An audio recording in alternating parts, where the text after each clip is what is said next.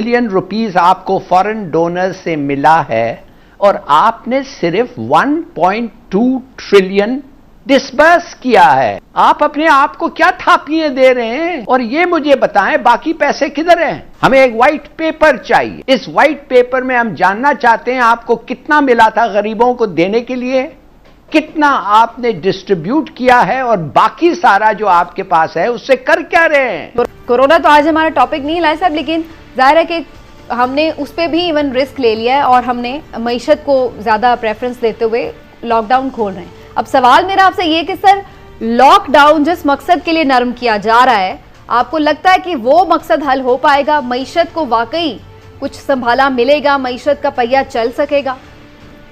देखिए, मैं तो एक सवाल पूछना चाहता हूं गवर्नमेंट को, क्या तुम हमारे लोगों से, हम लोगों से क्या तुम झूठ बोल रहे हो? आपको 7 ट्रिलियन रुपया मिला है डॉलर में, 7 ट्रिलियन, मुझे पता नहीं ट्रिलियन क्या होता है। 7 ट्रिलियन रुपीस आपको फॉरेन डोनर से मिला है और आपने सिर्फ 1.2 ट्रिलियन डिसबर्स किया है। आप अपने आप को क्या थापिये दे रहे हैं? और ये मुझे बताएं बाकी पैसे किधर हैं? हमें एक व्हाइट पेपर चाहिए। इस व्हाइट पेपर में हम जानना चाहते हैं आपको कितना मिला था गरीबों को देने के लिए, कितना आपने डिस्ट्रीब्यूट किया है, और बाकी सारा जो आपके पास है उससे कर क्या रहे हैं? आप तो कह रहे हैं ना लोग मर रहे हैं बगैर खाने के, आप कह रहे हैं कि बगैर लॉकडाउन से ये मुल्क तबाह हो जाएगा। तो किधर है वो 6 ट्रिलियन रुपया जो आपको मिले हैं इसी काम के लिए, गरीबों को बांटने के लिए? एक दूसरी चीज ये समझना कि इंटरेस्ट रेट इसलिए कि नीचे जा रहा है और आपकी बेनिफिशियरी, आपका इकोनॉमी बेहतर हो रहा है, बिल्कुल नहीं। ना इंटरेस्ट रेट, ना मनी सप्लाई। जब तक एक्टिविटी नहीं होगा, वो पैसे जो आपके पास हैं उसको तक it should leave your hands. नहीं तो ये सब पेपर स्कीम्स हैं। मैं आपको बताता हूं क्या पेपर स्कीम्स हैं। इन्होंने कहा कि तुम लोग अगर अपने मजदूरों को रखना चाहते हो तो सैलरी से हमें 50 करोड़ तक सैलरीज और ये वो मिलेगा। Very good. और बैंक्स को कहा दो, आप ड्यू डिलिजेंस करके। बैंक्स ने कहा ठीक है हम देंगे अगर 100% सिक्योरिटी हमें मिला। अरे भाई, बोरोअर को आप कहते हैं 100% सिक्योरिटी दे, उसके पास 100% सिक्योरिटी है नहीं, इसके माने आप दे नहीं सकते to those who don't have security. तो ये क्या है? ये एक पेपर स्कीम है। ठीक। दूसरी बात आपको मैं बार बार कहता हूं, पब्लिक वर्क्स प्रोग्राम्स करें। मैं तो वो ट्री प्लांटेशन की भी मैंने तारीफ की है, खुदा जाने कितने प्लांट हुए हैं कितने नहीं हुए हैं। डैम्स बड़ी अच्छी बात है, मगर एक डैम जो कमीशन हुआ है नॉर्थ में, या ठीक है बड़ी अच्छी बात है, मगर खुदा के लिए कुछ ऐसे भी पब्लिक वर्क्स करें पॉपुलेशन सेंटर्स के नजदीक। उधर तक तो नहीं जाना पड़े लोगों को अपने घर छोड़ के, पता नहीं 4 दिन का सफर।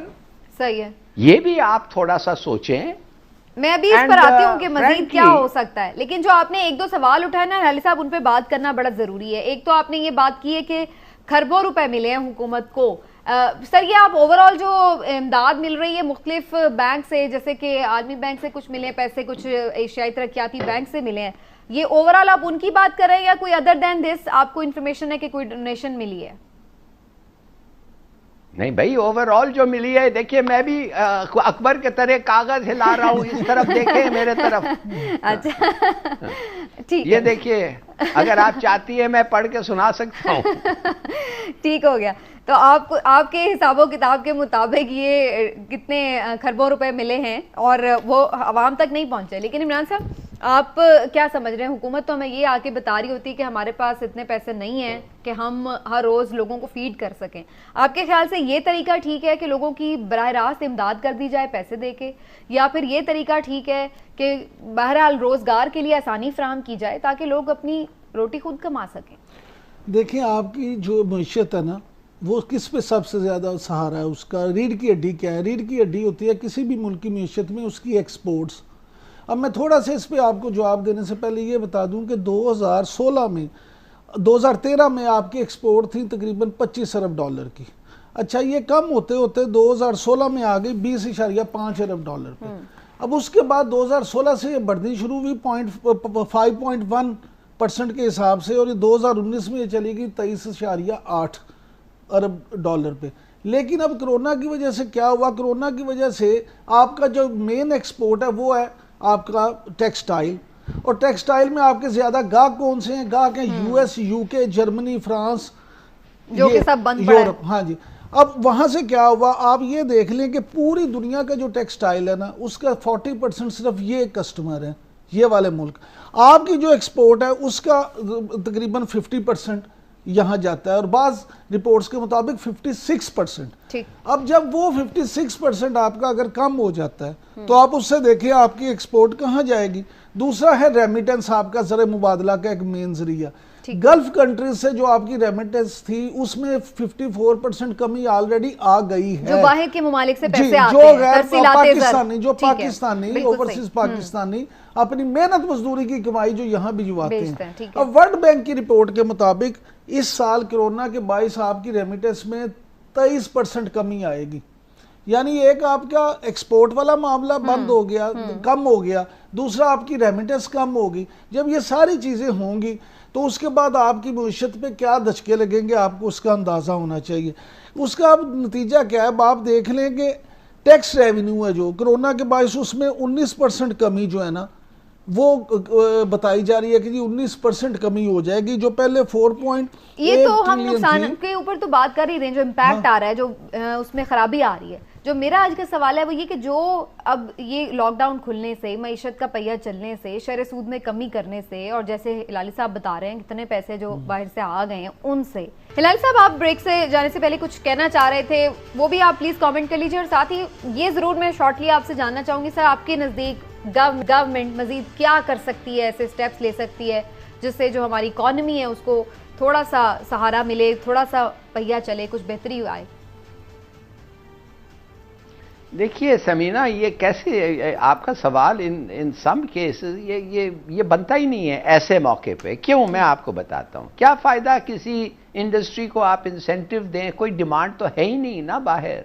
मिसाल के तौर पे अगर आप चाहते हैं कि हमारे लोग यान जो हम बेचते हैं चीन और बांग्लादेश को, उस पे लोगों को कहें कि चलो बनाओ, भाई चीन एंड बांग्लादेश की market has fallen flat. Bangladesh तो उसके वही प्रॉब्लम्स है जो आपके पास है, एंड चाइना टू, काफ़ी हद तक उनका भी मार्केट डिप्रेस हो गया है। टेक्सटाइल एक्सपोर्ट्स तो ख़त्म, कैंसल्ड ऑर्डर्स हैं। अच्छा, अब आप आ जाएं लेबर प्रॉब्लम्स। आप जानते हैं यूएई और सऊदी अरेबिया में क्या हालत है।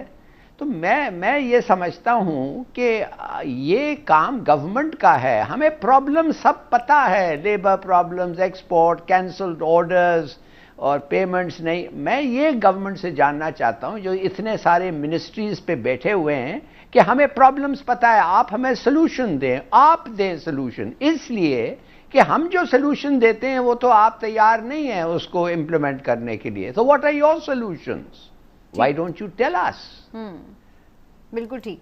तो आपको लगता है कि अभी फिलहाल बेहतरी नजर नहीं आ रही है? इमरान साहब, लेबर की भी बात की है हिलाली साहब ने, और आप भी बार बार ओवरसीज पाकिस्तानी जो फंसे हुए मुख्तलिफ ममालिक में उनका जिक्र करते रहे हैं, उनकी मुश्किलात का आपने जाहिर है कि उसका भी जिक्र किया है। तो अब आना शुरू हुए हैं, लेकिन अब लोग ये भी कह रहे हैं कि फिर भी लोगों को प्रॉब्लम्स नजर आ रहे हैं इसमें। उसमें एक नई स्टोरी सामने आ गई है। अच्छा। वो नई स्टोरी ये है हिलाली साहब, आपके भी सुनने वाली है। हमारे वाकफा ने हाल ने बताया कि जब ओवरसीज के हवाले से हमने बड़ी बातें की, यहाँ प्रोग्राम्स में भी कॉलम भी लिखे, हुकूमत के नोटिस में लाए, तो उन्होंने ये किया कि वहाँ फंसे पाकिस्तानियों के लिए खुसूसी परवाजें चलाने का सिलसिला शुरू किया गया। उसमें उन्होंने एम्बेसीज से ये मदद ली कि आप लिस्टें बनाएं, जो फंसे हुए लोग हैं वो आपको आके नोट करवाएं और फिर उनको उनकी प्रायोरिटी के हिसाब से हम भिजवाएंगे। यहाँ नादरा के साथ उनको कनेक्ट किया गया, और क्योंकि वो फंसे हुए ज़्यादा लोग वो थे जो या तालिब इल्म थे या बिजनेस टूर पे गए थे या वो बेचारे विजिट पे गए थे, उनके पास पैसे तो थे नहीं। तो उनमें से अक्सरियत ऐसी थी जिनके घर वालों ने यहाँ नादरा सेंटर पे और वहाँ PIA में पैसे देने थे उनके टिकट के। जब वो उन्होंने वहाँ राब्ता किया यहाँ जाके, तो पता ये लगा कि यहाँ भी लाल छड़ी मैदान खड़ी वाला काम हुआ। उन बेचारों ने जिन्होंने पहले इंदराज कराया था उनको टिकट्स दिए नहीं गए, बल्कि कहा गया कि जी वहाँ से जिनको ओवरसीज मिनिस्ट्री की तरफ से और किसी सिफारशी तरह से जो पहुंच गए उनको उनकी जगह पे टिकट्स दे दिए गए, जैसे बंदे को ऑफलोड कर दिया जाता है। तो यानी मेरिट की यहाँ भी दजियां बिखेर दी गई और उनकी जगह बाद में आने वाले सिफारशी लोगों को टिकट दे दिए गए। तो अभी ये- उनकी मुश्किलात भी अभी उनकी तक हल मुश्किलात नहीं तो हुई अभी